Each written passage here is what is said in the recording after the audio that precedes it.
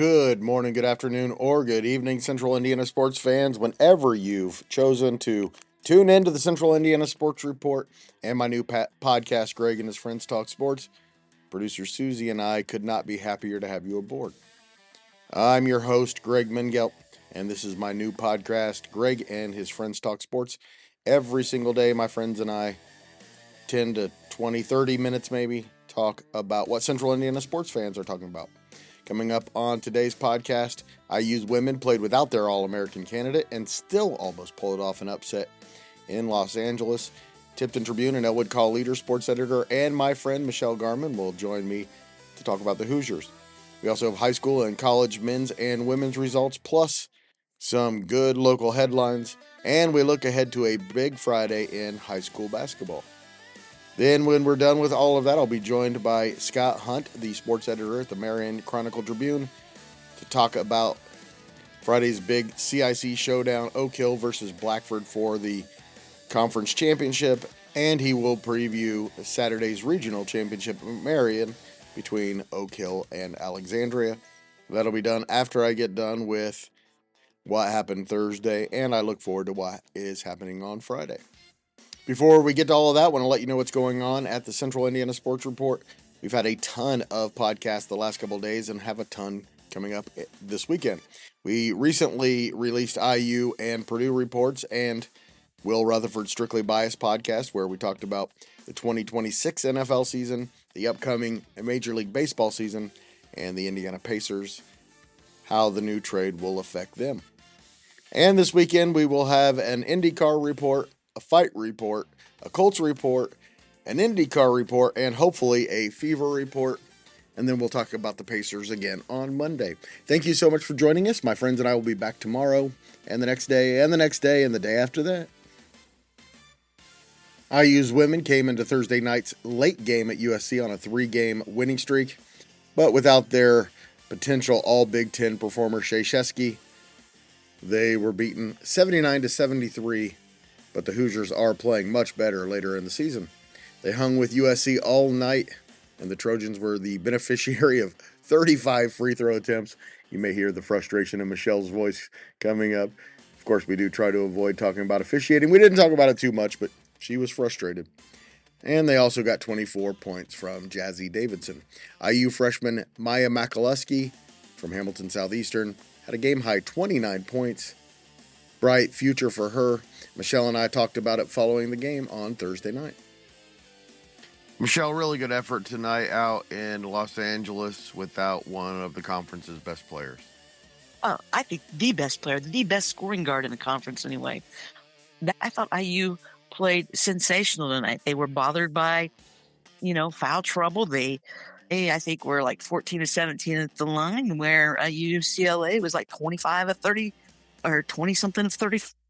They got that many more free throw attempts, and that's literally where they won the game, was the free throw line, because they outscored IU at the free throw line. IU, a few turnovers, but more in the second half, which I think came from fatigue. No Shea means it just shortens your bench. 6-7 deep. Really, basically 5 deep with now Shea in there, just so time. I think she played well at times. I hate to say this, Megan, but I don't think she's met expectations this season. I don't think she's gotten comfortable in the system yet. But that said, I used to play really good basketball right now, and it's not going to show it. I think they'll make the Big Ten tournament, because I looked, and they'll lose to UCLA. I figured they'd lose these 2 matches, and UCLA without Z, they can't match up with UCLA inside. But they can win the rest of those games, and that will put them in the Big Ten tournament. And IU's dangerous enough, they could get a win or 2 in the Big Ten tournament. They're playing very well right now, and I'm very excited about the future. Maya Makulusky, yeah. Well, what a night for her. You look at that, and yes, and her scoring, but I look at what Nevaeh Caffey does on both ends of the floor. It's tremendous. As freshman she does, and I think she's really, her poise and some of the things she does, and defensively what she does. But Maya, tremendous, and Maya has gotten better defensively. She's a better communicator. Beaumont She's getting her legs back under this year. She's played very well. Those three next year. And Nguyen, I'm going to say this. Nguyen has improved tremendously just in the last month. And I think when she can be more of that comfort and go back to either 4 or 5 role, I look forward to her next year. They got to get Z healthy. But IU has a tremendous freshman class coming in next year. I think they'll fit in very well. I think the McDonald's All-American, the girl that's on the McDonald's, I've tried to watch as many clips of her game as I can, and I really, really like it. Her game's a lot like Beaumont's was when Beaumont was in high school, but this girl's stronger and more athletic than Beaumont was at that point in time, which she's Makulusky's size and a little bit better athlete than Makulusky. So IU's going to have some size next year. One of the guards coming in is 5'7", but she is so quick. I'm looking forward to it. The girl from Australia is there. You can see her on the bench. If you were watching games earlier and then you're wondering who this real tall girl with hair down past her shoulders, light brown hair is, that's one of the recruits for next year. She enrolled for the second semester so she could work out with the team. The plan was never to play her this year, but she came in, and the fact that she's with the team and practicing is going to give her a whole semester up on the system next year, which will be good for IU. I will say this, I give IU women a lot of kudos tonight. I really thought when I heard Shea was out, I really, really expected IU to lose by 20, and they were in that game up until the end. And part of that is another player who is getting more comfortable and whose athleticism is really good. It's really a shame she's not a little taller, is Journey Kiyaku. She was fabulous tonight, too, with her speed and everything. I'm not disappointed. USC got some wins. They're going to struggle. And even if they get Juju back next year, they need a big, I think, to make very much noise in the NC2A tournament. Although I say that, but looking ahead, it's UConn's tournament to lose. Michelle, thanks for keeping us updated with IU's women. Of course, we'll probably talk to you about lots of other stuff this weekend. Thank you, as always, for your time. Okay, no problem. It'll be the Hoosiers at number 2 UCLA on Sunday at 3 on the Peacock app. In men's basketball in the MVC, Indiana State almost overcame a 43-21 halftime deficit, 74-72 to Murray State in Terre Haute. Illinois State outscored Valpo 52-30 in the second half for an 86-64 win. Valpo now 13-13. Evansville fell 86-60 at Southern Illinois, the Aces' 20th loss of the year. And in the Horizon, IU Indy also lost its 20th game of the year, 84-81 against Northern Kentucky. Why are all the programs in Indiana so bad? Horrible outing for Purdue Fort Wayne as well. They were playing good basketball earlier in the year. They suffered a 76-59 loss in Green Bay. The Mastodons now 14-12. They trailed 42-23 at halftime. In high school basketball, Brice Shuler scored a career-high 34 points, had 12 steals, 4 rebounds, and 4 assists, and scored 19 of Elwood's 23 points in the decisive third quarter as the Panthers beat winless GEO Next Generation in a shootout, 74-70.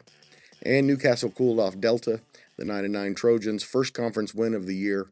Mason Miller led them with 21. Some local headlines. Zionsville's named former Pendleton Heights volleyball coach Blair Barksdale their new head coach. Today is 2 weeks away from the start of the 2026 IndyCar season and 100 days away from the Indy 500. The IndyCar Report with Elijah Poe is every Thursday starting next week. This week, though, it's on Saturday. Scott Dixon has been inducted into the IMS Museum Hall of Fame while still active, one of the all-time greats. And IU defensive coordinator Bryant Haynes was named the recipient of the Broyles Award for the nation's top defensive coordinator. And one national headline, one of college football's top senior quarterbacks last year, Ole Miss's Trinidad Chambliss, has been granted a 6th season at Ole Miss. He'll exit the NFL draft and return to the Rebels. And here's what's coming up later today, Friday, February 13th, 2026. Of course, Carmel is going to win its 40th straight girls swimming state championship. I was going to tell you all the top seeds and contenders. but they're still not up on the IHSA website, with the gates opening in about 3 hours. Lots of boys basketball on Friday night, a busy night in the CIC, including one for the championship. 2A number 17 Blackford is 15-4. They go to 2A number 3 Oak Hill. The Golden Eagles 15-1. The winner will be the conference champion. Coming up, Scott Hunt of the Marion Chronicle Tribune will talk about Blackford Oak Hill and also preview Oak Hill-Alexandria's girls basketball regional game at Marion on Saturday. 10-8 Alexandria will drive about 10 miles down the road to face 4-12 Madison Grant. Kyle Williams will have a recap on Saturday's podcast. Mrs. Cinnawals at Frankton, the 2A number 12 Eagles go for their 8th straight win. My friends Grant Schaus and Kevin Helfrich will be on the call on the Action Sports Network. And Elwood, in the middle of 3 games in 3 days, goes for its 9th win of the season at home against 5-11 Blue River Valley. The Vikings have won 3 straight. And 8-8 Eastbrook hosts 4-14 Westdale. The Panthers looking to start another winning streak. Also in our immediate area, a good one in Lapel, 4-12, and 9th-ranked Shenandoah against 12-5 and 17th-ranked Lapel. In the North Central Conference, Kokomo looks to go 4-0 in conference play at 6-15 Richmond. Kokomo is 13-5 overall. 10-6 Anderson's at 10-8 Indianapolis Washington. 6-12 Tech at 11-7 Jeff. And 5-11 Marion goes to 17-3 Mount Vernon. The number 3 Marauders look to rebound from their overtime loss against number 4 Pike on Tuesday. Also in the Hoosier Heritage, 8-10 Greenfield Central goes to 8-9 Lawrence Central. Class 3A number 6 Shelbyville goes to New Pal. The Bears are 15-4, the Dragons 9-9. It's the only conference game on Friday. New Pal is a game behind league-leading Mount Vernon. They go head-to-head next Friday. In the Hoosier Heartland, 6-12 Tri-Centrals at 11-7 Taylor. 2-14 Clinton Centrals at 11-7 Eastern. The Comets going for their 5th straight win. 5-11 Clinton Prairie is at Class A number 5 Rossville. The Hornets are 15-3. And in the big game in the conference on Friday, it's 8-10 Carroll at 13-3 Sheridan. The Blackhawks are 7-0 in the Hoosier Heartland and can win it outright with a win over second place Carroll. Also in Hamilton County, number 1 Fishers looks to go 20-0 at Center Grove. The Trojans are 7-10. It will be the second straight 20-0 start for the Tigers and their 3rd straight 20-win season. 13-6 Harrison goes to 10-7 Westfield. 4A number 6 Carmel is at Hamilton Southeastern. The Greyhounds are 13-3. The Royals are 11-9. And 9-9 Noblesville goes to 11-8 Brownsburg. The best games in Indianapolis on Friday. Number 14 Ben Davis goes to number 8 Lawrence North. Number 3 Pike is at North Central. And 3A number 17 Brebeuf goes to 3A number 15 Roncalli. In the Pioneer Conference, 14-5, and Class A number 6 Liberty Christian is at 11-7 Park Tudor for the conference championship. 12-6 University goes to 11-7 Shortridge for 3rd place. And 7-9 Anderson Prep goes to Indianapolis to face 4-12 Herod for 7th place. Decent Friday night Big Ten men's basketball game. Michigan State is at Wisconsin. The number 10 Spartans are currently in a 4-way tie, 2 games behind number 2 Michigan at the top of the standings. And a quick look ahead to Saturday. We'll have our wrestling regionals at Pendleton Heights, Oak Hill, Jay County, and Peru. More on that on Saturday's podcast. Also, 1 o'clock on Saturday at the IU Natatorium in Indianapolis, individual and team champions will be crowned in girls swimming. And finally, our girls basketball regionals on Saturday locally. In 4A, it's 20-4 and 7th-ranked Hamilton Southeastern against McCutcheon at Frankfort. 22-3 and 10th-ranked Pendleton Heights takes on the only unbeaten team in the state, number 2 Center Grove. That's at 7 p.m. at Greenfield. And 24-1 and top-ranked Pike goes against 20-4 and number 5 Lawrence Central at 7 o'clock at Greencastle. In Class 3A, 24-3 and top-ranked Roncalli takes on 20-6 and 7th-ranked Cathedral at 4 at Greencastle. And 20-5 Mechanic-Waugh faces number 11 Connorsville, the Spartans 19-7. That's at 4 o'clock at Lapel. And Lapel in Class 2A is where most of our interest lies in a pair of games. First of all, at Lapel, it's the 21-4 and 6th-ranked Bulldogs against 21-3 and defending semi-state champion Rensselaer Central. And two CIC teams go head-to-head for the regional championship at Marion. That's where Marion Chronicle-Tribune sports editor Scott Hunt will be to cover the 21-3 and 12th-ranked Oak Hill Golden Eagles against the 20-4 and 18th-ranked Alexandria Tigers. Oak Hill beat Alexandria 55-31 a couple of weeks ago, and that's where I start my conversation with Scott Hunt. Joining me on the Friday conversation is Scott Hunt, sports editor at the Marion Chronicle-Tribune, and we're here to talk Oak Hill. And both boys and girls have big weekends ahead of them. Let's start with the girls. Scott, rematch with Alexandria. Clearly they won at Alexandria. That makes them the favorite going into this, but your thoughts? It's been fun to watch these girls for the last 3 years, man. A lot of the juniors that are now the major contributors for Oak Hill have grown up playing for Coach Barkham and have just continued to improve and mature and understand how to play the game together. They're just a really good, tight-knit team, and they're really tough. They're very athletic. They've got size everywhere. I mean, even at the guard position, Henry Hardman notwithstanding, and she's the best athlete on the team. You look at Cora Pond, she's 5'8", probably 5'7", 5'8", with length. Erica Newhouse is about the same, 7'5", 8", with length, and they're so disruptive on the perimeter guard-wise. Erica Newhouse is such an instinctual defender. Sometimes Newhouse, what she does doesn't show up in the box score, but man, she impacts the game in a lot of different ways.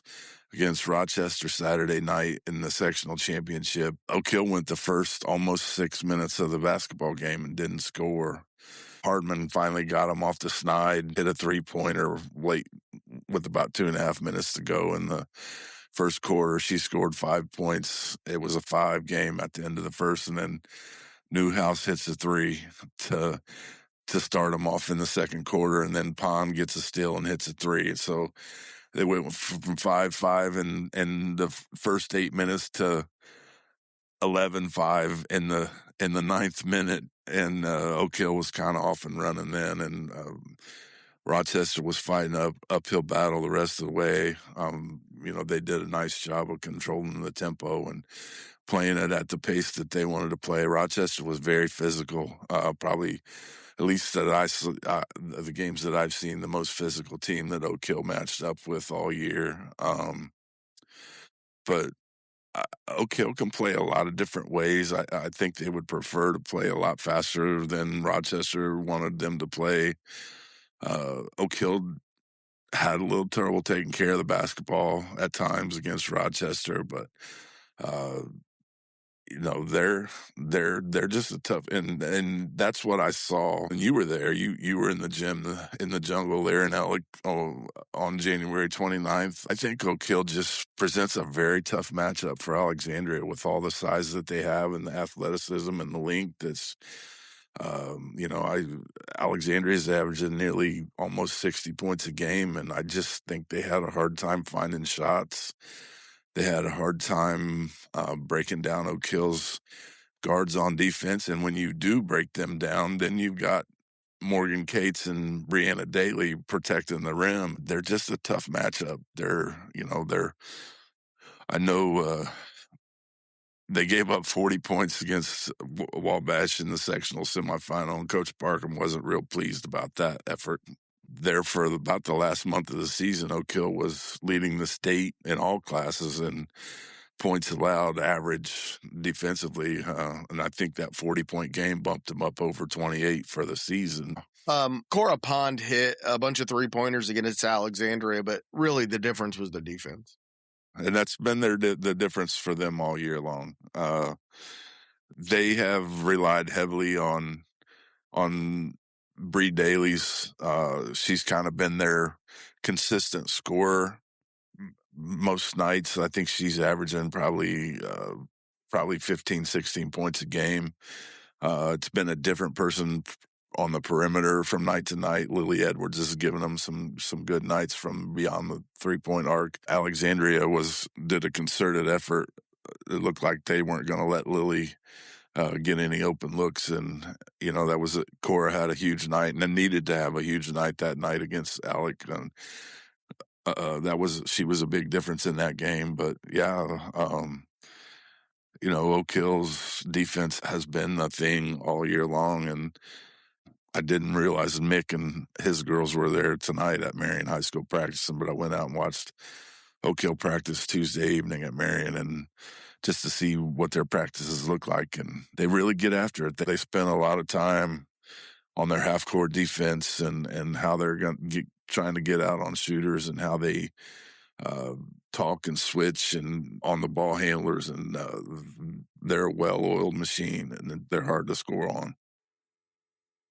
And if they can beat Alexandria, then you're talking about a semi-state with something like Rensselaer Central, LaPel, and Whitco. Yeah. So, yeah, that's a loaded field, man. Yeah, it is. Is this team good enough to go through that? I don't know, man. We'll see. It was interesting the last week of the season. They had to cancel a game with Eastern, which was supposed to be their senior night because of Winter Storm Fern that blew through and left all this snow that's finally disappearing. Athletic director Ryan Fagan and Coach Barkham picked up a game with Heritage Christian, which was an excellent game for Oak Hill to get last minute to what ended up being their last game of the regular season, so they could do their senior night. And it was a really good doubleheader. Heritage Christian and Oak Hill girls to start, and then Oak Hill boys and LaPel to cap off a Saturday night. And Heritage Christian ended up beating Oak Hill by 8, but Heritage Christian brought some length and athleticism, a different look than Oak Hill really had seen anywhere, maybe outside of LaPel early in the year. That's one of the things I commented to Coach Barkham was, I think that game, even though they lost, broke their 18-game winning streak that they had going since they had lost to LaPel, probably helps them prepare for the tournament more than any game they'd had since they played LaPel. They'd played McConaughey early in the season and found a way to beat McConaughey with a fourth quarter rally. It was a really, really good game, and really hadn't been tested a whole lot since early in the season. And they needed something like that to kind of show them what if they did get too deep in the tournament, what they may see. And I think they'll probably see similar things. I've heard a lot. That Whitco team's really good, and obviously with they beat Lures by 33 points. They're really good. It would take a really, really good effort by Alexandria to beat Oak Hill. I think Alec's going to have to shoot the lights out for sure, and they're going to have to find those shots to shoot the lights out, and that was one of the things that they kind of struggled with. That's why I think chances are Oak Hill's. Scott, let's talk some boys basketball. Have you gotten a chance to see Blackford? I have not seen Blackford in person. I saw a little bit of their game on the internet when they played Mississinawa a couple weeks ago. I know a little bit about them from last year. I went over and watched Oak Hill and Blackford because that was the same scenario, almost the same scenario. Actually, last year they were both unbeaten in CIC play when they got together, and Blackford took Oak Hill to the woodshed over there in Harvard City last year. So I'm sure those the Tonigal brothers and the kids that were there for Oak Hill that night remember that well, and I'm sure they do. Don't want to have a repeat of that memory. Kind of curious. Blackford, I know they've played some pretty good teams here of late, but I think they've lost 4 of the last 5 or 4 of their last 6 games. 4 of 6, and it was a tough stretch. All of the losses understandable. The Frankton loss, though, was the head scratcher. They lost by 30 points, and Frankton just really took advantage of Frankton's strength against Blackford's weakness all night, which was size, not being able to handle the ball as well, 1 through 5, and Frankton will just kill you if you can't handle the ball at all. Well, that's Oak Hill's strength too. Yes, that's exactly what I was thinking. Oak Hill's they are very good defensively. They pressure ball handlers really well, play passing lanes really well. I don't know. I've heard Blackford's got some size, and that's probably Oak Hill's Achilles heel, if they have one. With the way that Oak Hill can pressure teams in the half court, they can turn teams over and push tempo, and that's where they make up for their lack of size. And plus, I was Coach Renbarger was concerned about even back to preseason that with their lack of size, how would they be able to rebound against teams that were bigger than them? And they've done a pretty good job of playing bigger teams even on the boards, and a lot of that is because of that they are relentless attacking the glass, and they're scrappy and they get after it, man. They're not going to be easy to deal with. They're going to be a tough team to deal with come tournament time too. Yeah, I'm interested to see what tomorrow night looks like. If you had asked Jace Tonigal, I would imagine he's probably thought about that Blackford game a few times in the last year, and because Mr. Leggett over there at Blackford had a pretty nice night. Blackford shot the ball really well last year, but Oak Hill just, man, they were flat. They didn't play well, and Blackford, man, they came out swinging and took it to them and didn't really let up. I thought Renbarger was embarrassed to say that they were code champs, because Coach Renbarger wasn't too proud to say he was a co-champ because of the beating they took against Blackford over. They would like to have that all to themselves, and they can get that done tomorrow night or Friday night, I guess. If they can handle the Bruins, they can have the CIC title all to themselves this year. So will be interesting. I know even if they lose to Elwood.